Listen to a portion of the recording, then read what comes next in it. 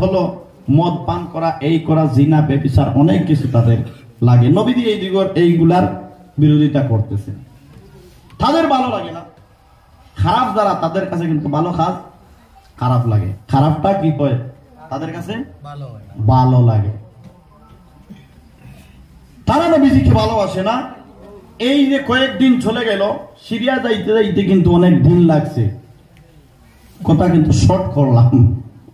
প্রায় 4-5 বছর চলে গেছে, রাস্তা তো চিনে না, এই দিক থেকে হেদিকে যায়, হেদিকে যায়, মোটামুটি অনেক কষ্ট করে চলে গেলেন সিরিয়ায়।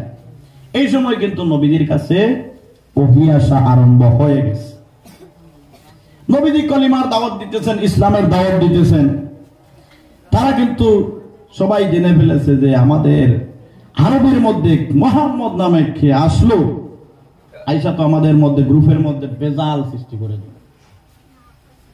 হযরত সালমান ফারসি গিয়ে বললেন, ভাই তোমাদের বাড়ি কি মক্কায়? বলে হ্যাঁ। বলে আমি মক্কায় যাব, তোমরা যাওয়ার সময় আমাকে সঙ্গে করে নিও। বলে ঠিক আছে হবে, কিন্তু আমরা জানতে চাই তুমি কেন মক্কায় যাইবা? সালমান ফারসি তো সাদা মানুষ, আল্লাহওয়ালা মানুষ, বলে দিলেন যে মক্কায় শুনেছি একজন আখিরি জামানার নবী এসেছে, নাম হলো মুহাম্মদ। নাম কি? মুহাম্মদ। এই মুহাম্মদকে পাওয়ার জন্য আমি পাগল। তারা বলল, এই আমরা যার দুশ্মনী করতেছি আর তুমি তার কাছে যাইবা? দিমো একদম মোটামুটি ভা ঢুকাইয়া, চলো।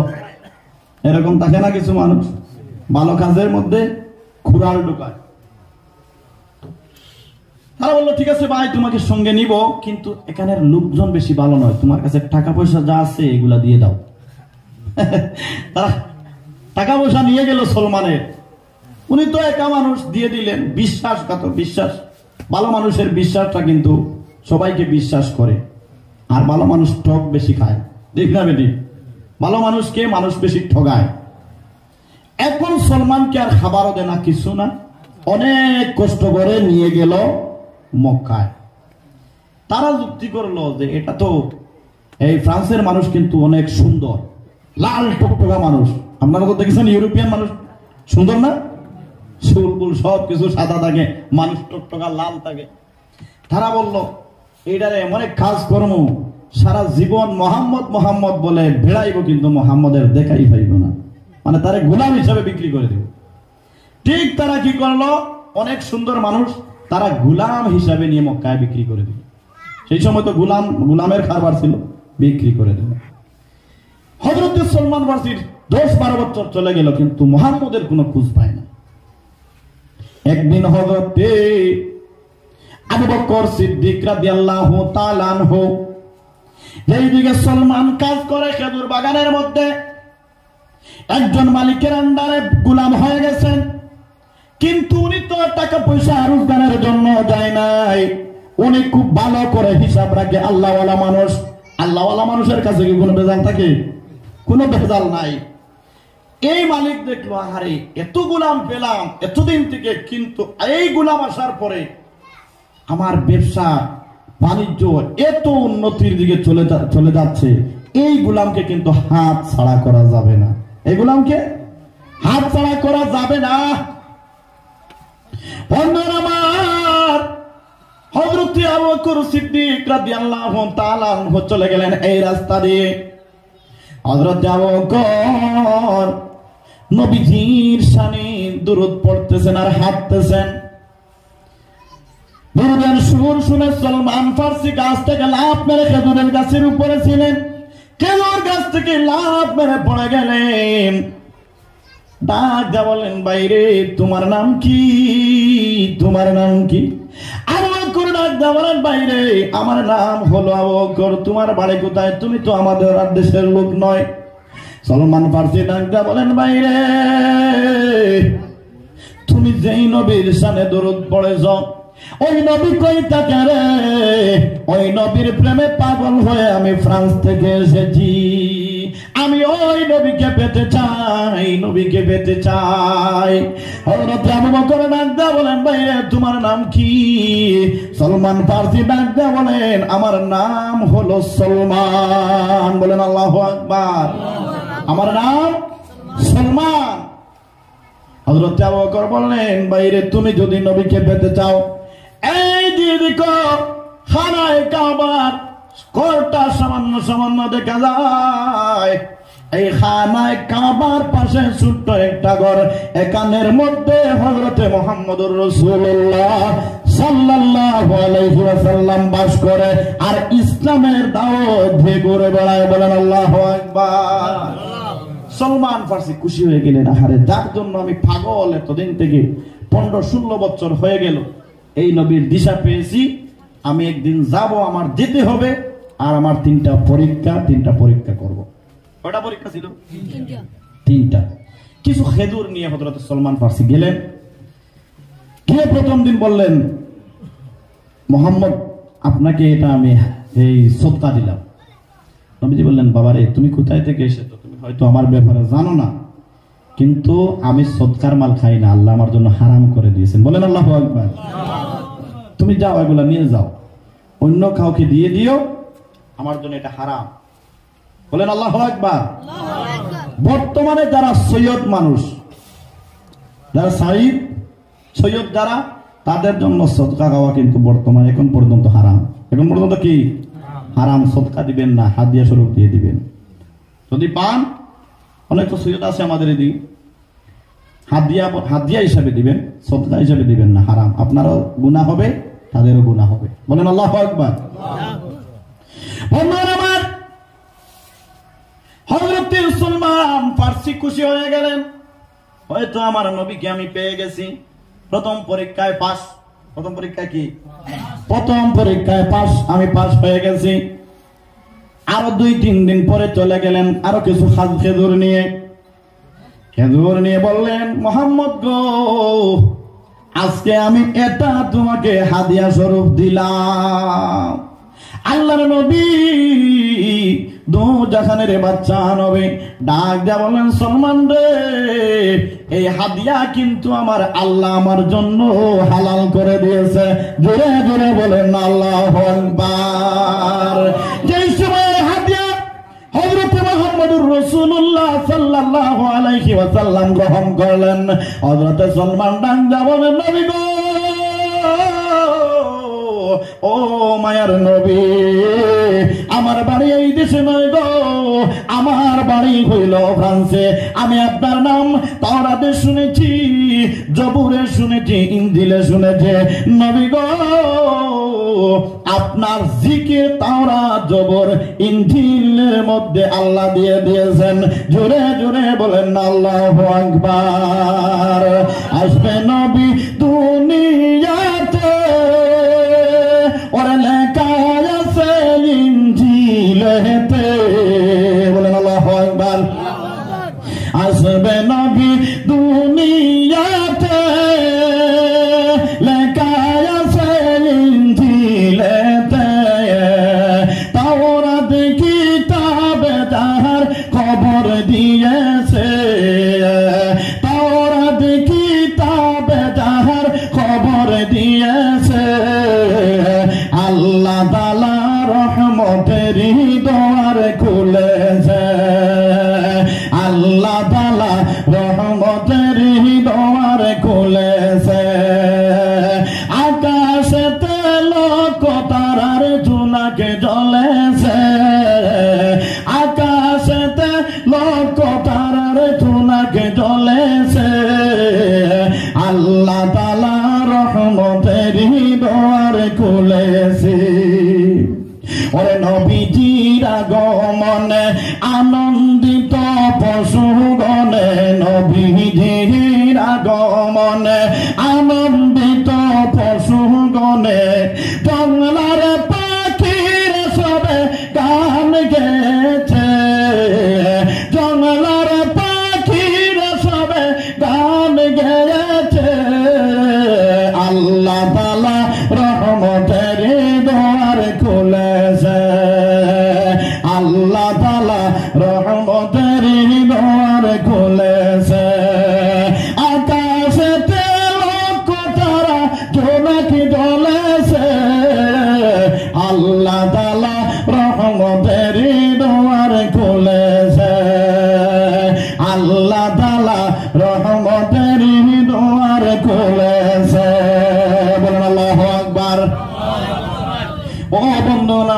রহমতের নবী, বরকতের নবী, দুজাহানের বাদশাহ নবীকে ডাকা বলেন, নবী গো, ও নবী, আপনি আমাকে পড়ায়া দেন লা ইলাহা ইল্লাল্লাহু মুহাম্মাদুর রাসূলুল্লাহ সাল্লাল্লাহু আলাইহি ওয়াসাল্লাম। বলেন আল্লাহু আকবার।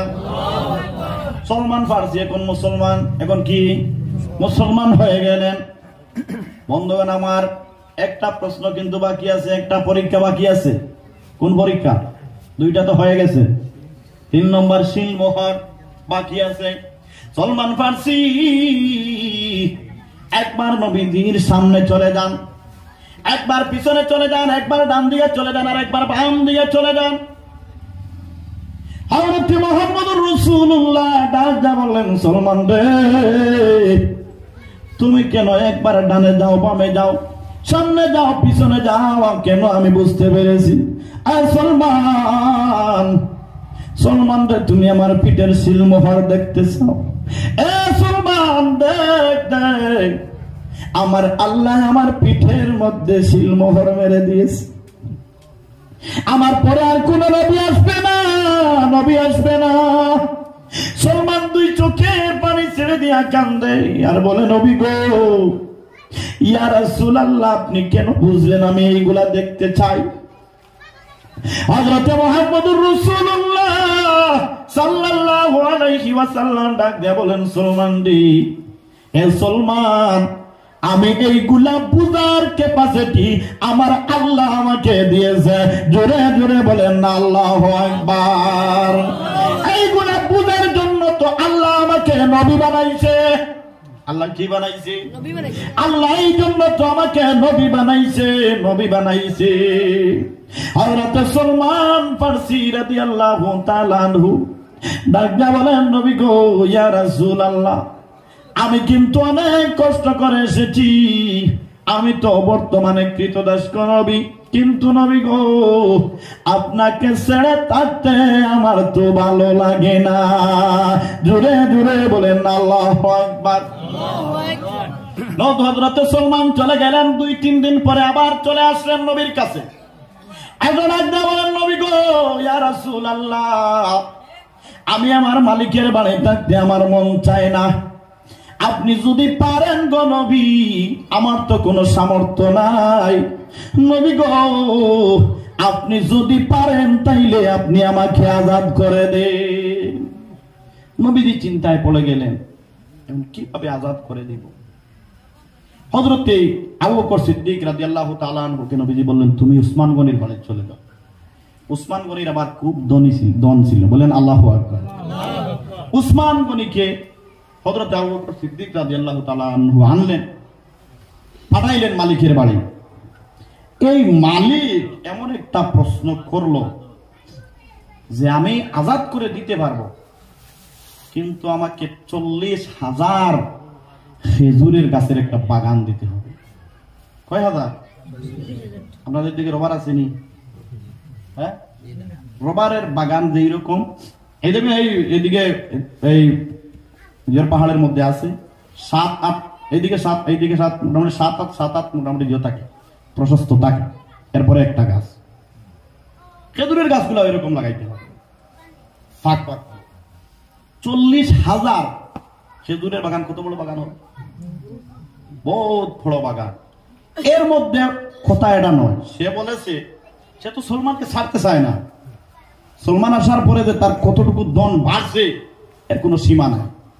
সে বলল 40,000 গাছের বাগান লাগবে, কিন্তু এই বাগানটা হতে হবে 40 দিনের মধ্যে খেজুর ধরতে হবে। কি প্রশ্ন করছে? 5-6 বছর লাগে একটা খেজুরের গাছ রোপণ করলে খেজুর ধরতে। সে বলে 40 দিনের মধ্যে যদি খেজুর ধরাইয়া দিতে পারো এইভাবে একটা বাগান, তাইলে আমি দিয়ে দিব। খামোশ মন করে চলে আসলেন নবীজির কাছে। হযরত জিবরাইল আলাইহিস সালাতু ওয়াস সালামকে আল্লাহ পাঠিয়ে দিলেন, বলেন, হে জিবরাইল, যাও আমার বন্ধুর কাছে। আমার বন্ধু হলেন রোপণের মালিক, খেজুর ধরানোর মালিক হলাম আমি আল্লাহ। বলেন আল্লাহু আকবার। নবীজি বলে দিলেন, যাও। জিবরাইল এসে বলে গেছে, তুমি যাও গিয়ে বলো তার বিসি আর তার জায়গা রেডি করতো, বিসি জায়গা রেডি করতো, আর মোটামুটি তার বাগানে ধরবো। তারা তো নবীজিকে জাদুকর বলতো, কি বলতো? জাদুকর বলতো।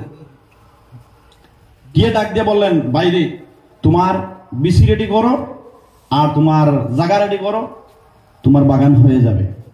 চিন্তায় পড়ে গেল, এই মোহাম্মদ যদি এটা কয় তাহলে এটা হয়ে যাবে। না, এক কাজ করি, এটা তো ইহুদি, এই যে ইসরায়েলের ইহুদি বড় চালাক।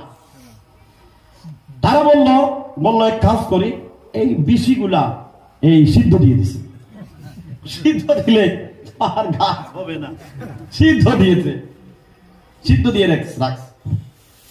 যেই দিন রোপণ করা হবে জায়গা মোটামুটি রেডি করছে, বিসি আনার জন্য গেছেন। যাওয়ার পরে কয়, আমি ভুলে ভুলে বিসিগুলা তো সিদ্ধ দিয়েছি।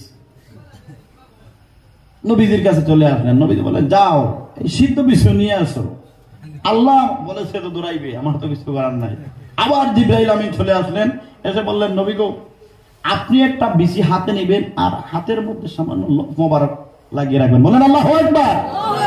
নবীজির লফের দাম আছে কি নেই?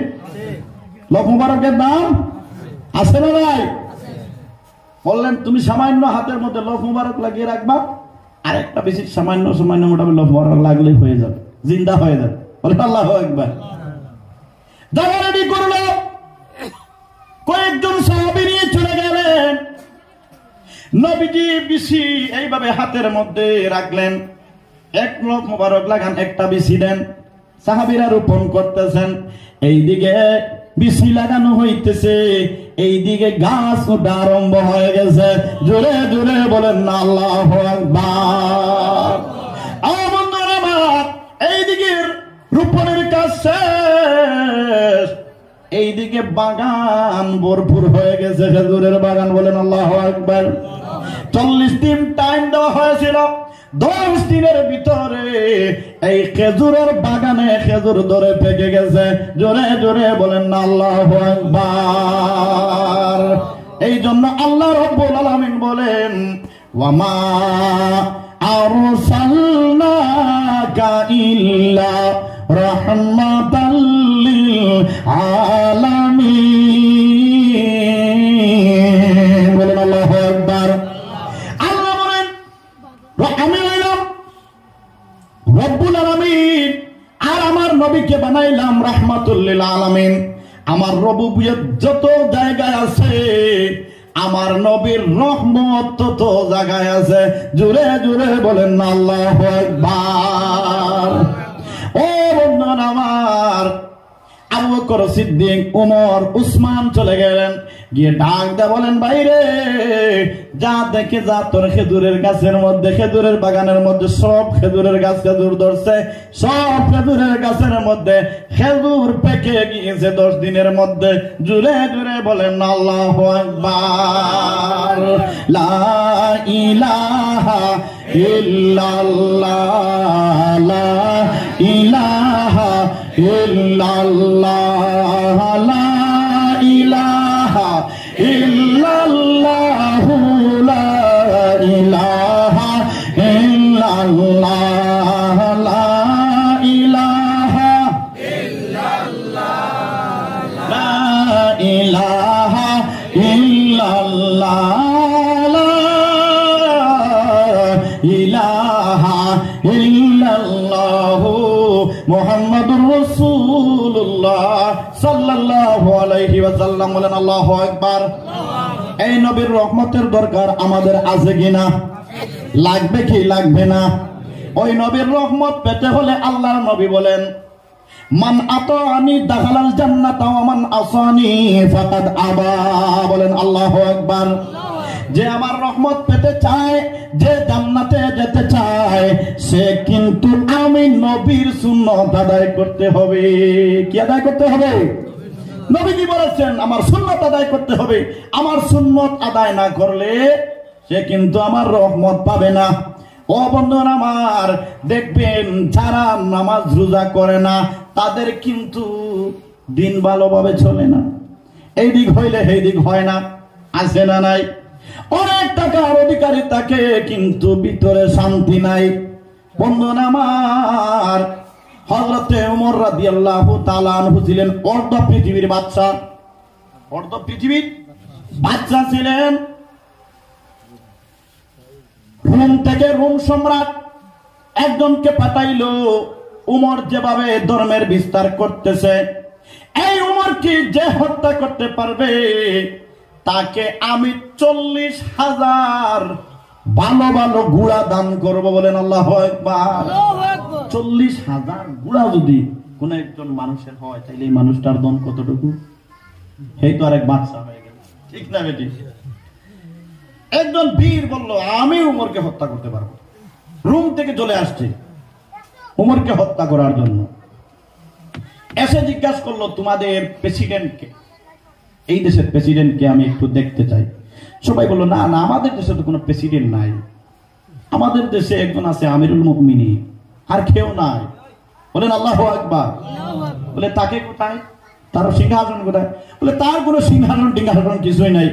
এই মরুভূমির মধ্যে একটা গাছ আছে, এই গাছের নিচে কয়েকদিন 2-3 দিন পর পর গিয়ে একটু রেস্ট করেন, আর কিছু না। বলেন আল্লাহু আকবার। বন্ধুগণ আমার, দেখেন শান্তি, ইসলাম মানেই হলো শান্তি। বলেন আল্লাহু আকবার। ইসলামের মধ্যে কত শান্তি।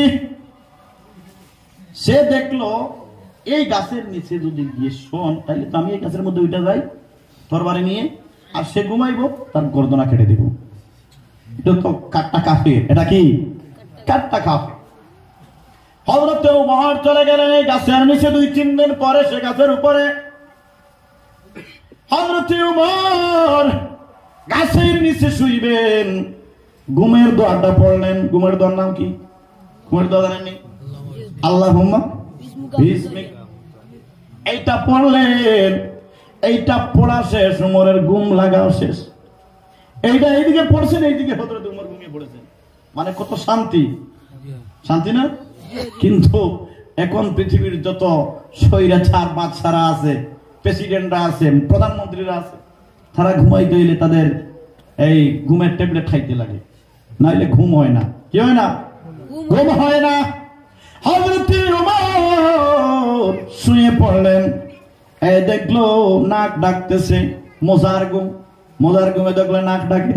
বলেন আল্লাহু আকবার। বন্ধুরা আমার, হযরত ওমর মনের সুখে মনের আনন্দে ঘুমাইতেছেন। সে দেখলো এখন সুবর্ণ সুযোগ, গোল্ডেন চান্স নেমে যায়। গাছ থেকে নামা আরম্ভ করলো। গাছ থেকে নামতে প্রথম মানুষ উপরে চেয়েছিলাম, একবার চাইলে উপরে, কিন্তু 2-3 বার চাই, মানে কোন ডালে ধরবো, কোন ডালে ধরলে ঢাল ভাঙবো না, এরকম হয় কি হয় না? যারা গাছে উঠে তারা জানে না।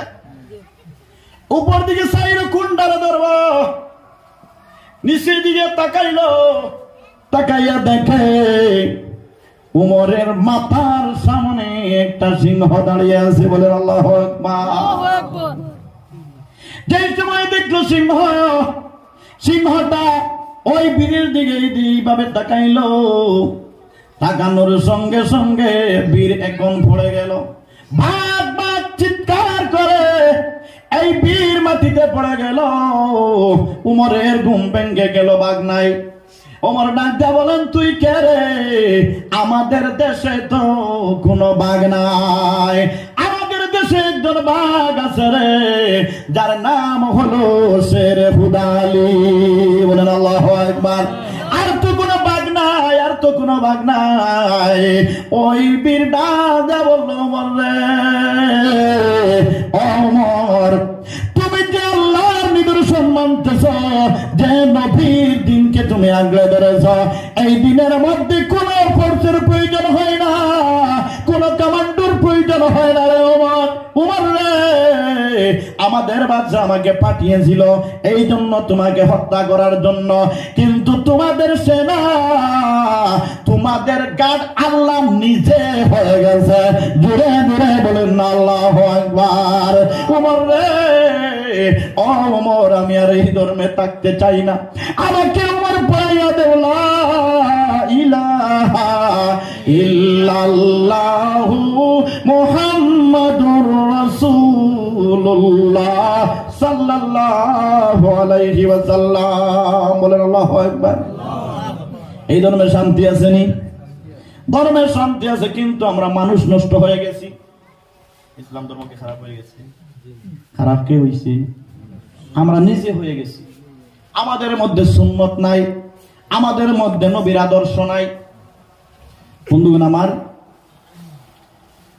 আমরা সব সময় একটা ধ্যানে থাকতে হবে যে আমরা যেন নবীর দিনকে আঁকড়ে ধরতে পারি। বলেন আল্লাহু আকবার।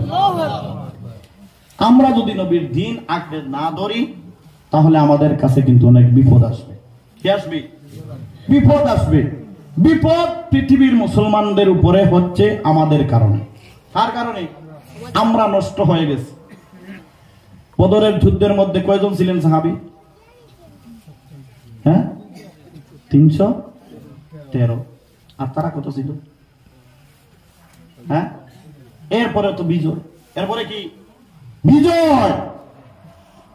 বন্ধুগণ আমার, আমরা এখন নষ্ট হয়ে গেছি, আমাদের কল্প নষ্ট হয়ে গেছে। হারাম খাইতে খাইতে, সুদ খাইতে খাইতে, জুয়ার টাকা খাইতে খাইতে আমরা একদম কল্প নষ্ট করে পড়েছি।